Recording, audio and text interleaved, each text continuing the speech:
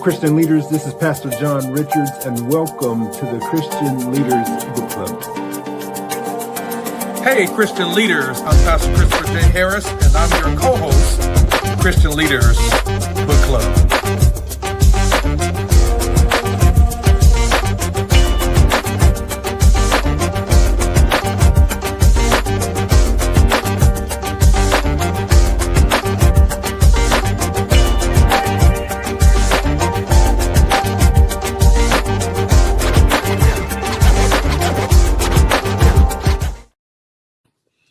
Yo, what's up, everybody? Good afternoon. Let's go. East Coast Man, time. listen. Morning Central Time. Listen, we had to make an adjustment last week because Pastor John was changing the world one child, one tour at a time. As y'all can see, I was outside because I'm real red right now. I was all over the South, brother. And Don't open yourself up to those kinds of jokes. Hey, Right hold now. on, man. Don't do that, man. Don't do that, man. You know what I'm saying? The light-skinned version of us can get a little bit tan too. You know what I'm saying? I feel like we're the intellectual kid in play right now. All I'm missing is the high top, man, which I used to have. That's all you're missing is a high top fade, brother. That used to be my ministry. Yeah. Me too. I used to have a Gumby. How about that? Oh boy, that took us back. Yeah, man. Y'all, we're excited to be with you again. In fact, y'all get a double dose for the month of July because we are jumping into 2 books for this month. In fact, last week would have been our book for June. Really what we did was we recognized that we gave you a book that's 300 plus pages, so we know y'all needed an extra few days. One more week. One more week. Gave y'all an extra week. Yeah, we gave y'all an extra week to read this book. And so, man, what a journey this year has been already. And we're thankful for what God has been doing. Pastor John, man, kind of bring everybody up to speed with the books that we've done so far. Yeah, so we started out with the let them theory, which was a let down theory. We did not necessarily like that book, brother. And I think that was both of our bestseller. We thought it was going to be cool, but no, that wasn't it. Sorry. So that was our start. And then we had something in February, right? February was amazing. Marriage Be Hard by the Fredericks, the On Stages, Kev On Stage and his wife, Miss Kev On Stage. Top book of the year so far, huh? Top book of the year so far, man. That book was amazing. It was relevant. It was applicable. It was intelligent. It was, and the thing I loved about it is there are places that they offered their opinion and made room for disagreement. And there was a way for us to do that without people losing their salvation. Right. So that was fun. That book was fun. Then we moved to the next month. One of your favorite authors. N.T. Wright, Simply Jesus. And yes, he gave us Simply Jesus, but it wasn't too simple. It was a little bit theological and complex. I will give Reverend Dr. Christopher that. But what I won't give him is that it wasn't a good book. I like the book, but he didn't necessarily like the book. We disagreed on that one. It's okay. It's fine. Just a little bit. Yeah. Just a little bit. The book stays in my library. It stays in my library, but it's not going to be one I'm going to be immediately reaching for unless when Pastor John becomes a seminary president or something, invites me to come in and do a chapel or something, then I might pull that one out and reference a quote or two from there. So that's good. You might quote it and then be petty and be like, when we read this together, he didn't like it. I didn't like it, but he did. Let me tell y'all about y'all's university president. Right.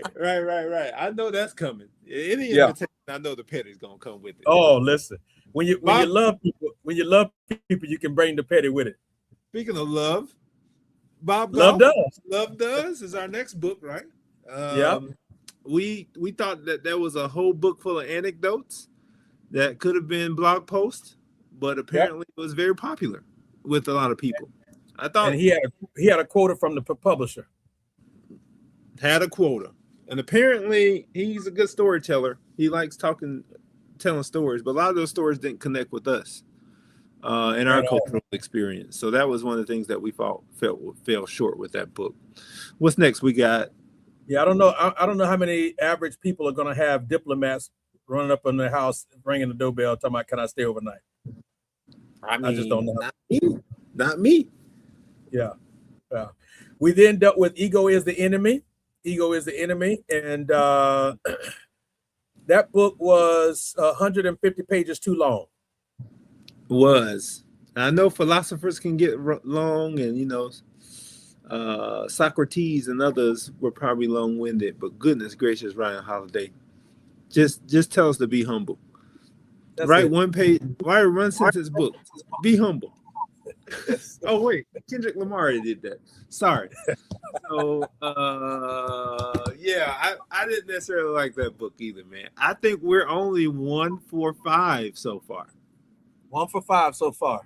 1 for 5 so far. So here we are now picking up this book titled Juneteenth.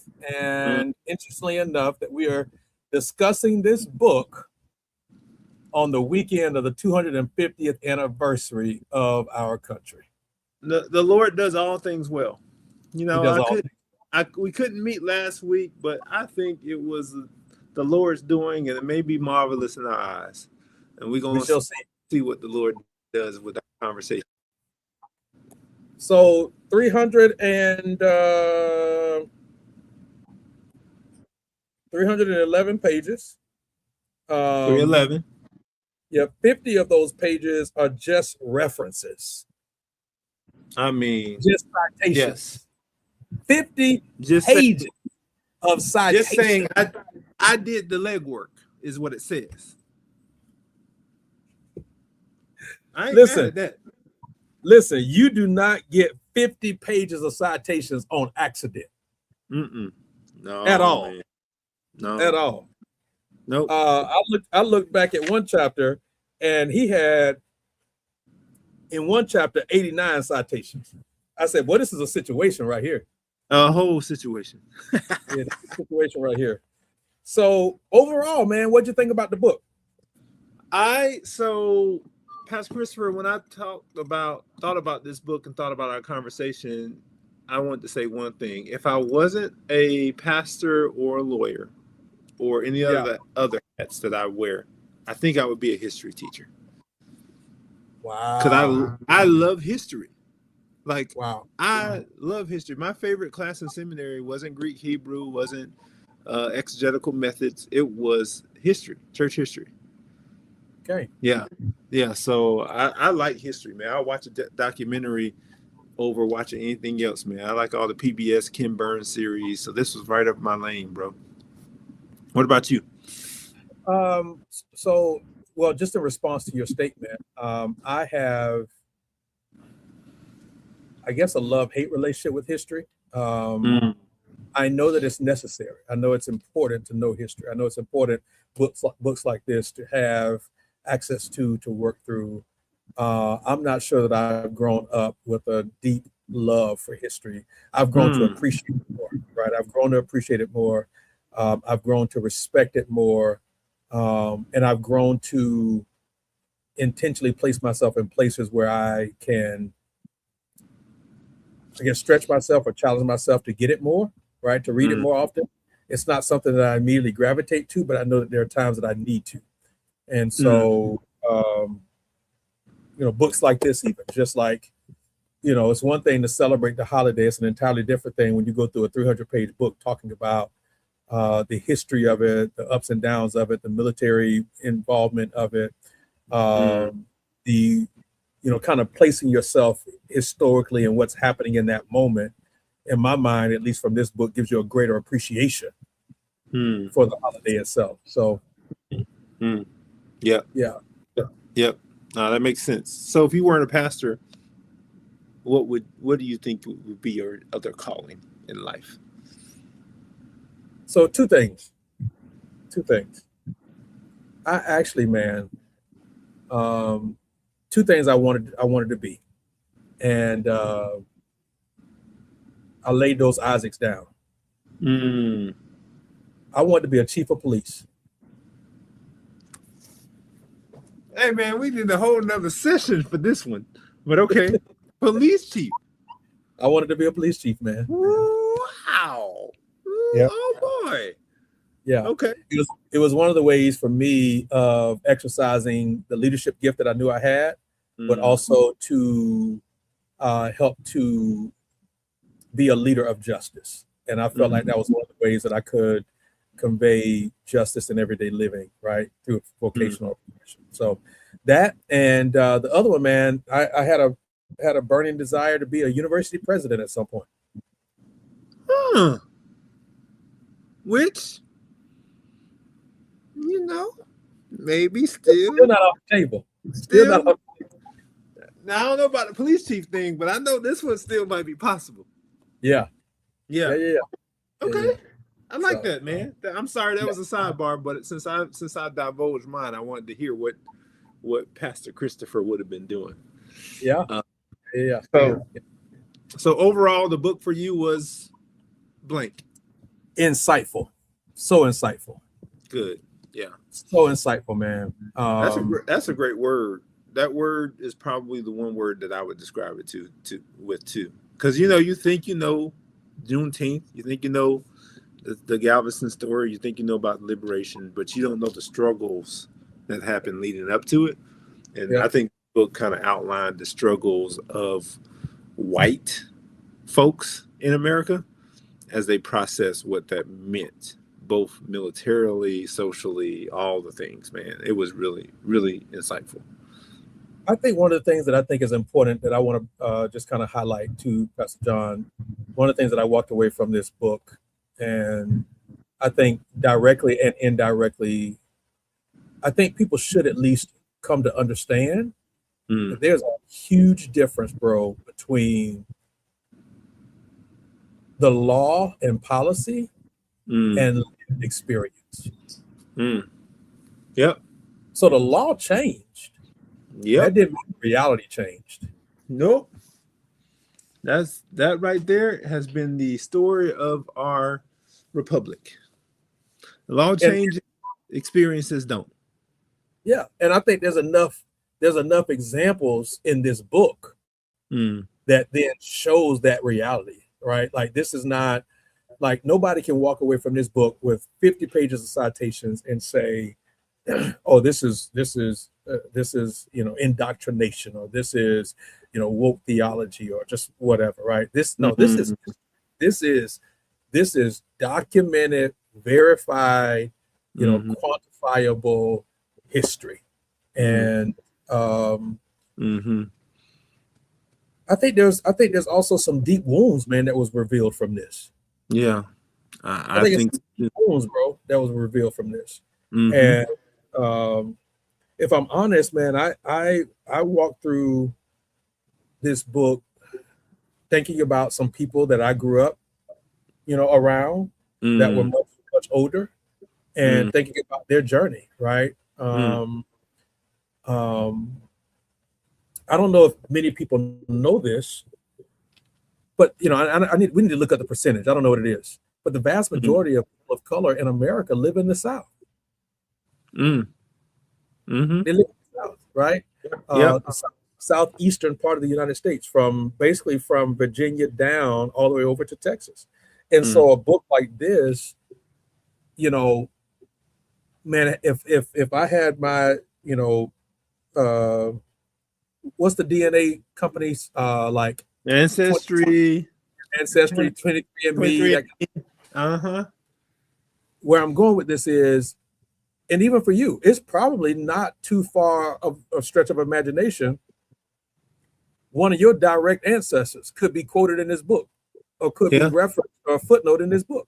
You're right. Yeah. Yep. That's sobering and honest and truthful. And in addition to being insightful, it definitely is something that's like, man, that opens up some traumatic conversations that have happened in our country. Sir. But I think it's good, man. Good to be able to get this, because you won't get this in a regular classroom, even though the documents are there. Yeah. You know what I'm saying? You won't get that. So Pastor John, really fast, I'm going to say this, and then we can kind of get into the rubric, testing the book out. this book caused me to learn why Oklahoma and Texas are shaped the way that they're shaped. Mm-hmm. Yep. I did not know that. As simple as that. Like something as simple as that. But it's like, oh.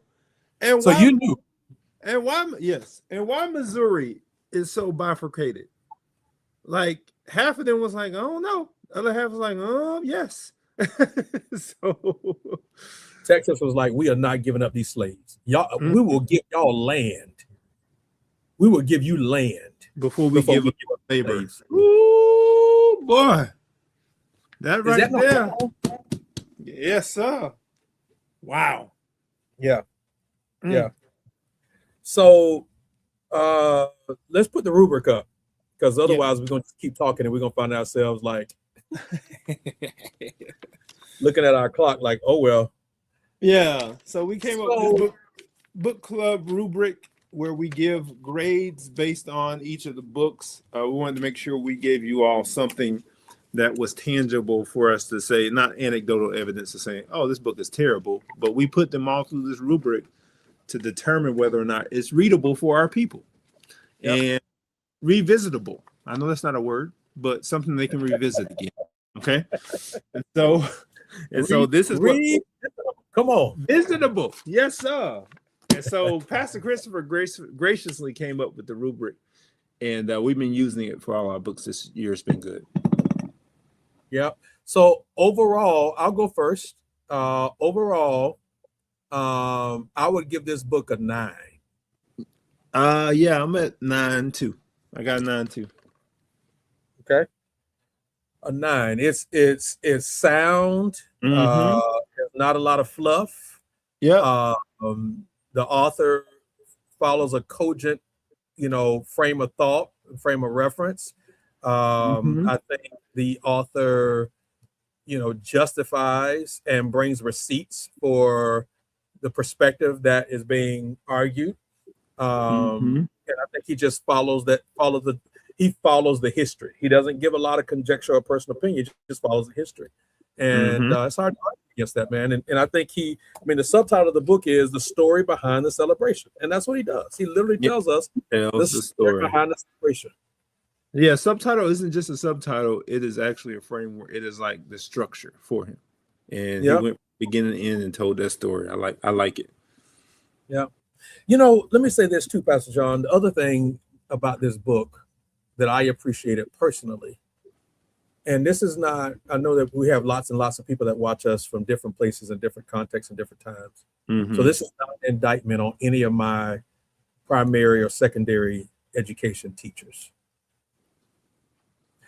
I personally don't feel like I learned the full story of the Civil War until I got to college. Yep. So having a resource like this adds to that knowledge base that I don't feel like I got maybe in high school. I'll go to high school in a way that was honest, well-rounded, and relevant for us to understand during, or at least at that age point. Does that make sense? Yeah, no, totally makes sense. And that's probably 99% of everybody's experience. You know what I mean? Yeah. Which means if somebody doesn't go through post-secondary education, what is it that they're getting? Wow. You know what I'm saying? Wow. Yeah. Credibility, man. Let's talk about the credibility of the author.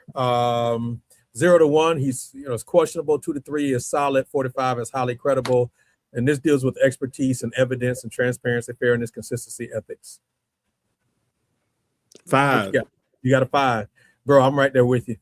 I mean, I'm that's right there top score for me. like you want to talk about credibility?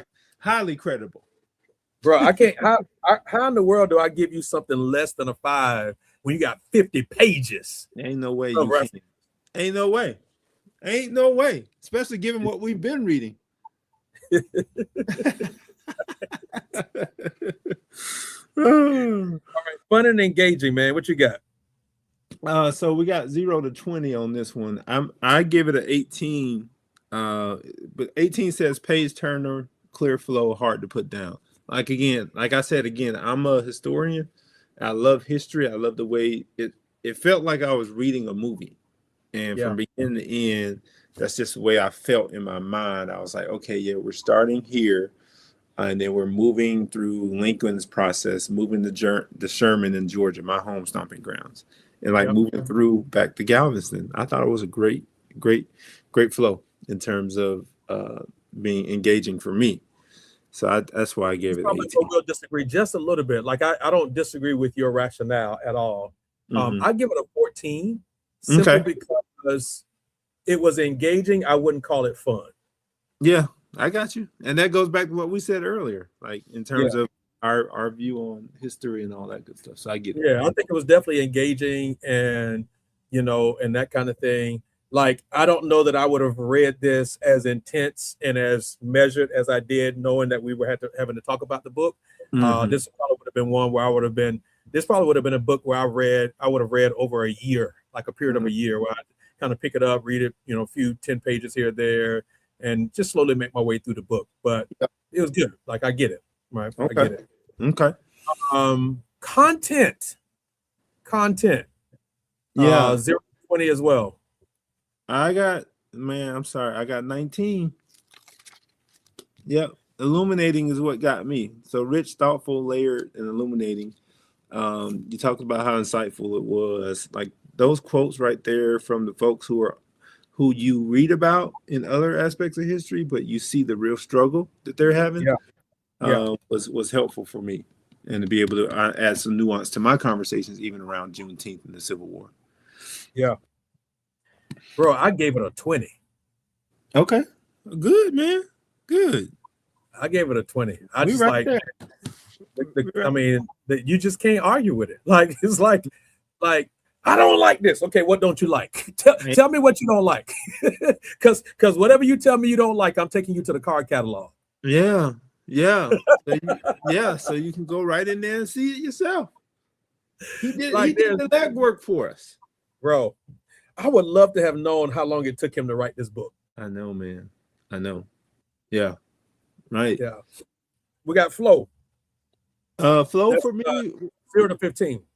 I got 14. I thought it was effective. I thought it was tight. Chapter by chapter. I don't think the chapters were too long, even though it was a 300-page book.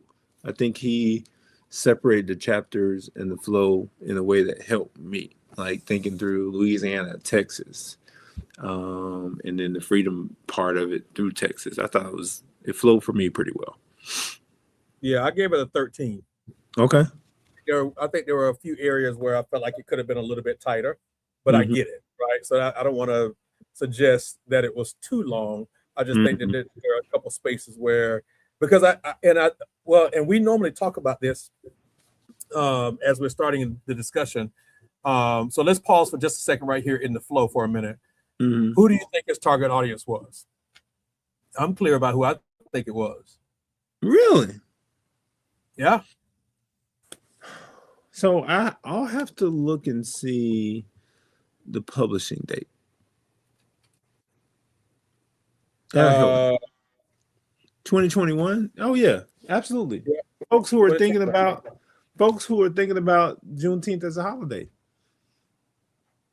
That's my thought process, is that there is some conversation in 2020, 2021, especially post what's happening with George Floyd, Breonna Taylor, and others, about how we celebrate Black culture, Black history.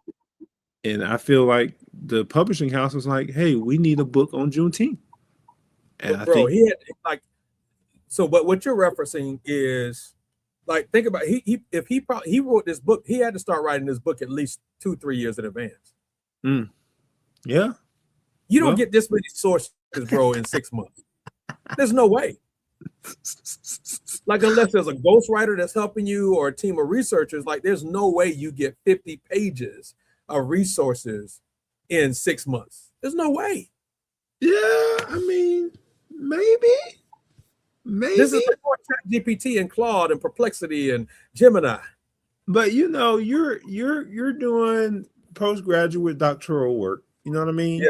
Yes. If this is your lane, I mean, you got footnotes for days. 50 pages, bro. 50 pages. Man, Not 50 pages.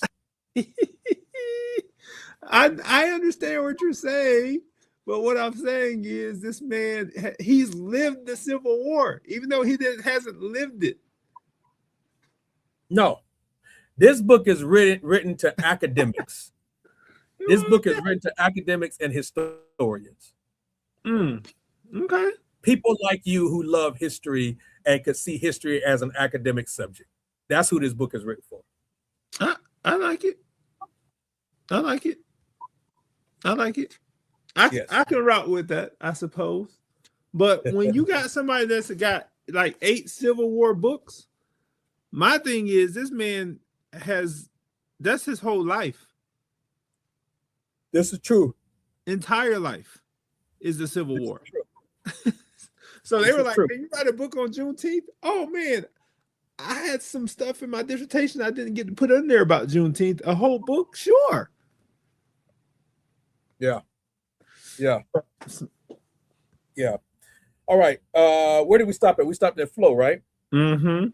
Yep. So then we've got freshness, and this is a 0 to 15 situation. 11 to 15 is truly unique, surprising, creatively bold. 7 to 10 is some fresh angles. 4 to 6 is felt like a remix of better books, and then 0 to 3, absolutely not. Because he addressed things that I had not seen other places for Juneteenth, I gave it a 13. I gave it a 12. Okay. Yep, I gave it a 12. And then under discussion, this is a 0 to 15 as well. 11 to 15 is truly unique, surprising, creatively bold. 8 to 10 is stuck with me. I'll reference it later. 4 to 7, some memorable moments, and 0 to 3 is forgettable. I gave it an 11. Okay. I gave it a 13. All right. I'm thinking about the conversations it could spark for any small groups that are discussing it, or people who may disagree that it should be a holiday, or people who agree it should be. You need to be able to talk about those things. Yep. So your total. What's your total? I got 91.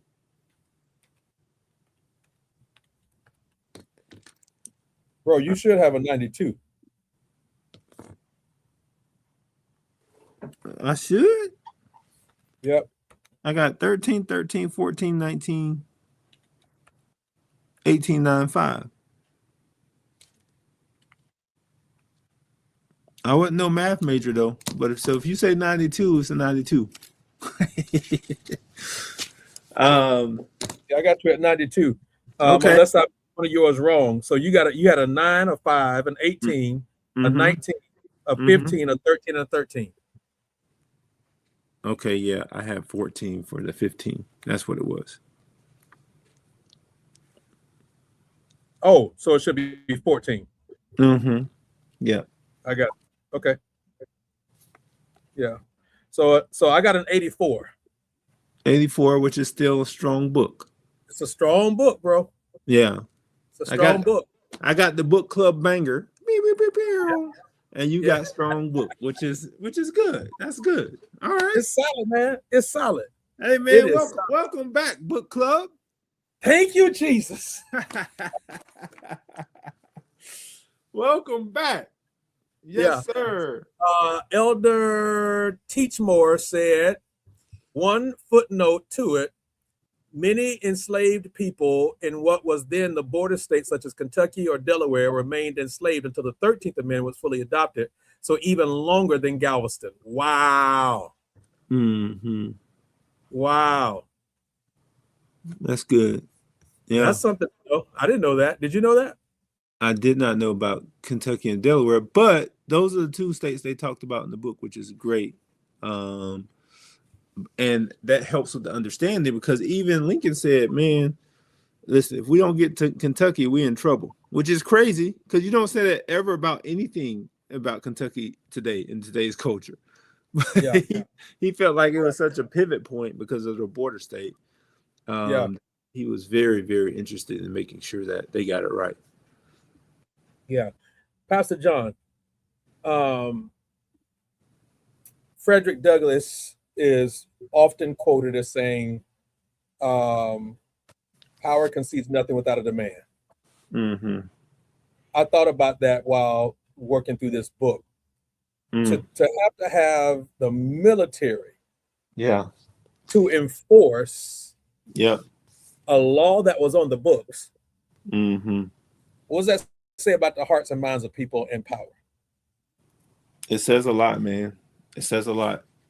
And it's not so if it was a one-off thing, I'd be like, man, that's a crazy exception to the general rule.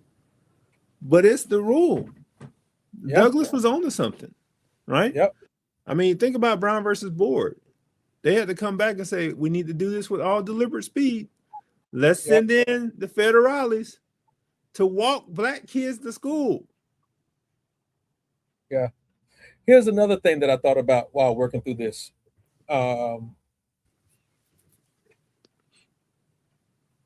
This holiday would be buried if it was up to our nation's historians. Mm-hmm. Yep. Absolutely, it would, man. It absolutely would. And I think the thing is, we got to always tell our own stories, man. I tell my kids that all the time. We experienced it on this trip that we were on, right? Tell everybody a little bit about that trip, man.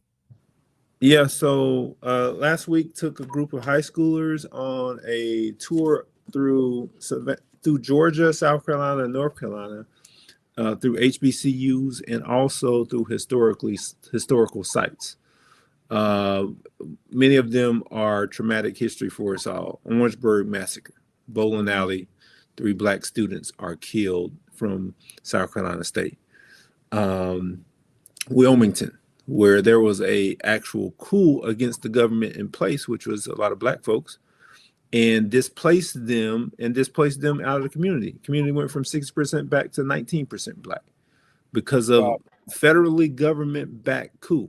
There's a PBS documentary on it. It's really good. Should watch it. Most people don't think about that with Wilmington, North Carolina. And so we wanted to immerse these students in history, man. Then we wound up in Charleston. I texted you about Charleston because it was the worst. We got a U.S. Customs house that bought in goods, which were slaves, that looks like a plantation right there off the water, and then slave auction blocks down the way.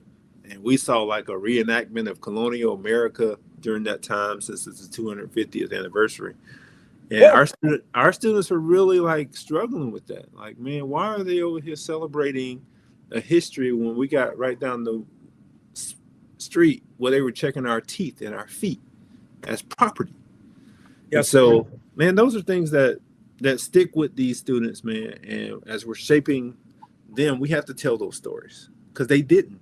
It was a small plaque over in the corner. Yep. On the big customs house is looking like a plantation over there. So it was a great trip, man, for us, for sure. So it's funny, man, because my sons, my wife and I, and credit to my wife as well for planning some of our vacations around, stopping at some of these museums and other places. So we've been to Birmingham, right? We've been to Atlanta. We've been to DC. We've been to Memphis. I mean, so lots of these places.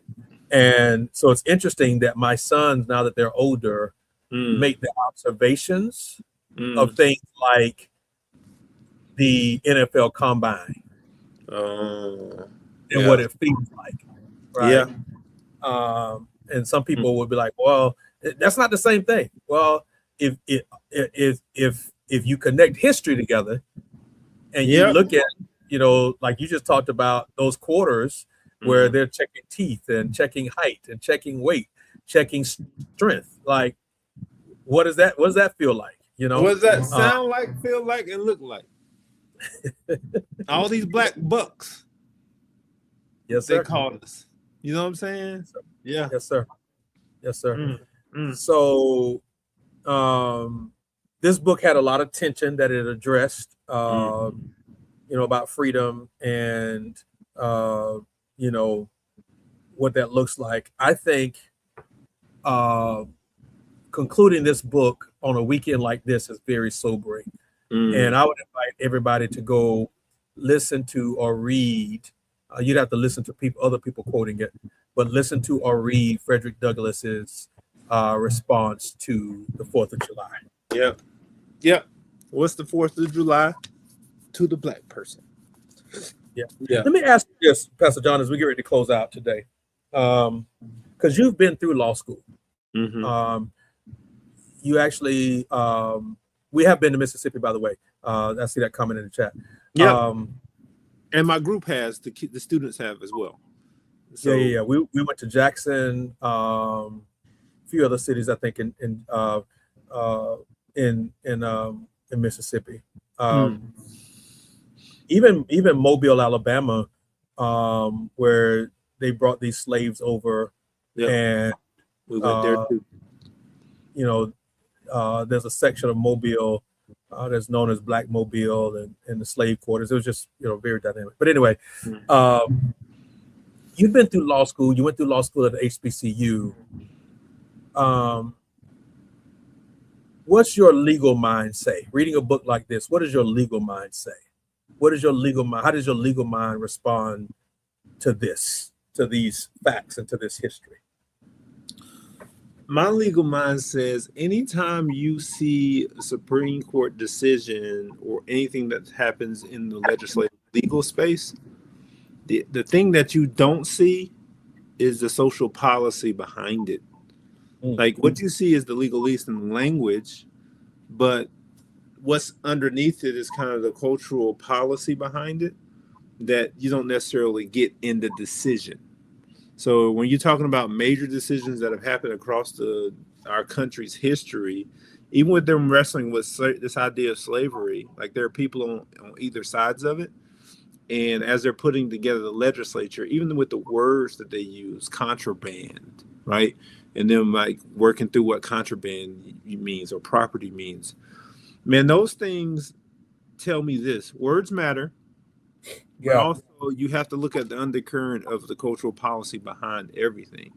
So when you look at different acts that are happening around the country, here in Arkansas, we got the LEARNS Act. A lot of people love the LEARNS Act. Some people learn it, love it. Other people hate it because there's a policy underneath it that people are trying to help communicate people to other people that school choice isn't always the best for everybody. As a matter of fact, they may be harmful in our culture and society. It sounds great on paper. The words sound great, but the undercurrent of it, that's de facto law versus de jure law. So de facto is here's what's on the books. De jure is here's the impact of what's on the books from a policy perspective. We learned about that early on. Those are Latin words? Yep. As a matter of fact, as a matter of practice. So de facto, de jure. Yeah. I love it. When Juneteenth was happening, there was this thread of discussion and I think sentiment. So I've on purpose tried to cultivate a very diverse algorithm. And so there was this sentiment that I think online from some people that Juneteenth was sort of anti-American. And I think when you read a book like this, you actually realize that it's deeply American. Like it's forcing our country to live up to its own stated ideas, its own stated laws, its own stated experiment. Yeah. Right. And it's a call to action. And I think that Juneteenth, sitting alongside July 4th, forces America to think not just about food or music or concerts, but it forces America to think, who have we been and who are we now? It's a very necessary juxtaposition. Yes, sir. And it allows us to make sure we lean into that tension. Tension isn't always a bad thing. It actually helps you to grow. Yeah. Hello, Jim. Yeah. I would even say this, bro. we are the Christian Leaders Book Club. And so I would offer to Christian leaders that are listening to this, or that may listen to this later, or that may read this book and journey with us.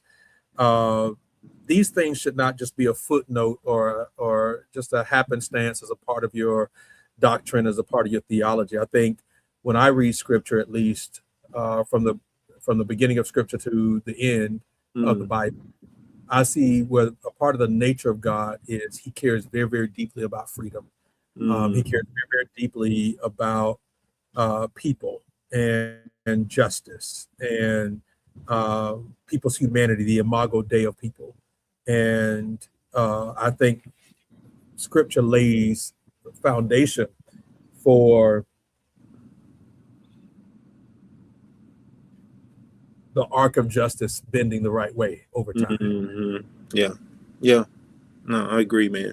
I mean, that's the one place, and that's why I'm looking forward to reading Charlie's book in the fall. Yeah, I think that's a lot of the thing that's missing in a lot of justice work today is that component. And I like being able to fuse both, even in spaces where they're necessarily secular. I try to make sure I bring that component to it myself.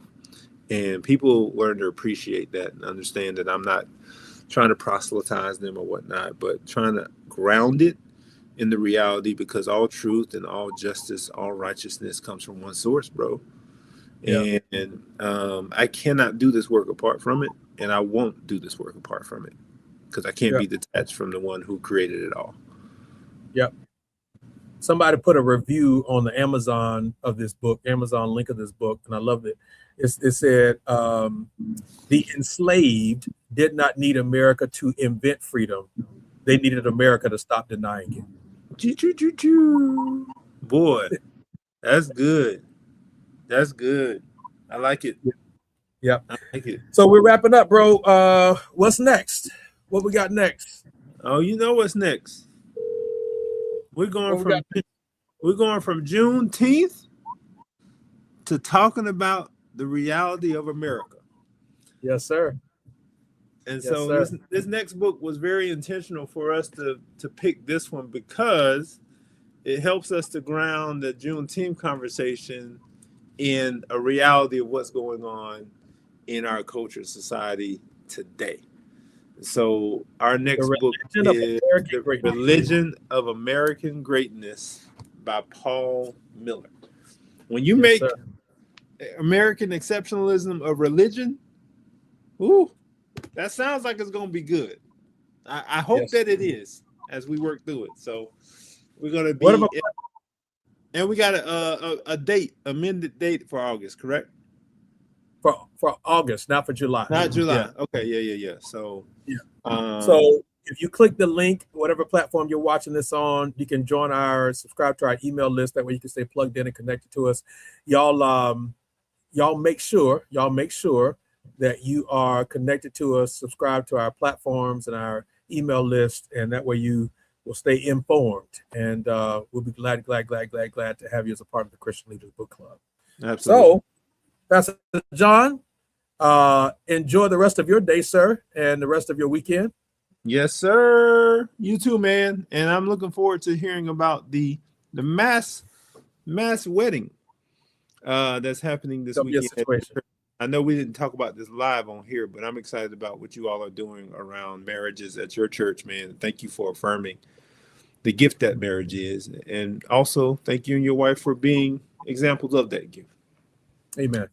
Yep. So marriage is not for children. That part. All right, everybody. Have an amazing rest of your month. And we will see y'all at the end of the month as we get ready to talk about American greatness. It's going to be amazing. Bless you guys.